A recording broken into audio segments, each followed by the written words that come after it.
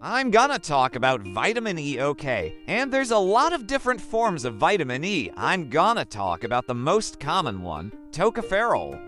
And we're also going to be giving you some recommendations at the end of this video if you need more vitamin E, and it's very important for the health of our skin.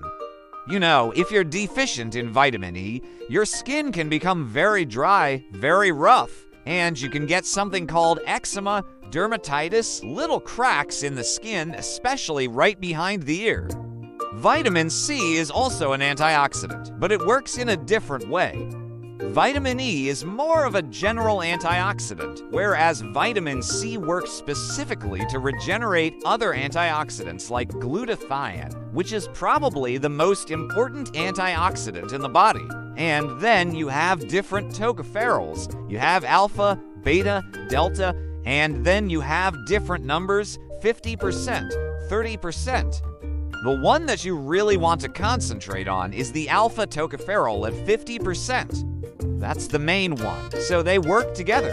No? Any type of a deficiency, dermatitis, eczema, dry skin, even to the point where you might have something like scleroderma, which is this hardening of the skin. Also, if you have a fatty liver, because vitamin E is fat-soluble, it will tend to accumulate in your liver.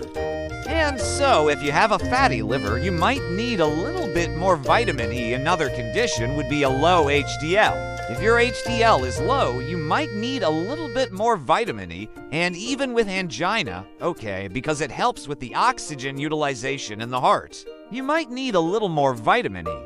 But definitely, if you have any type of skin problem, you probably need more vitamin E. That's a classic sign of a vitamin E deficiency.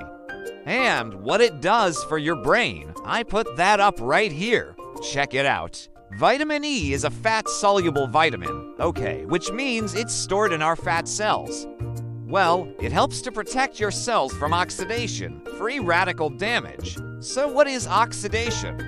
Well, when you expose anything to air, like let's say you have a piece of metal, you put it out in the air, it rusts, okay?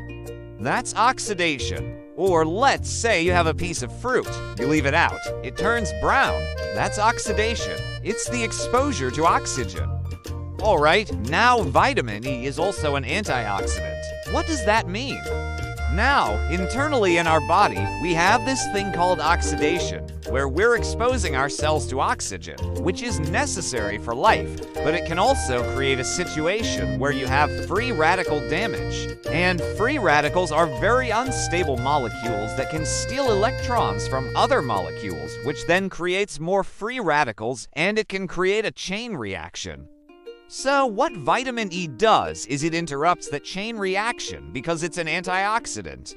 Now, vitamin E works with another vitamin, vitamin C, alright? So what are some foods high in vitamin E? Wheat germ oil, sunflower oil, safflower oil, corn oil, extra virgin olive oil, avocados, all of the leafy greens, especially spinach. Even though it has oxalates, it's a good source of vitamin E. Nuts, seeds, and then you have the nut butters, okay, like peanut butter or almond butter. And if you want the most concentrated form of vitamin E, you can always get the vitamin E from your tocopherols, okay, or tocopherols. Now there's different types of tocopherols, but this is the main one that you want to look at.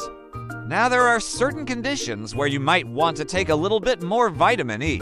Alright, now since we're on the topic of vitamin E, if you haven't seen this very popular video on vitamin E,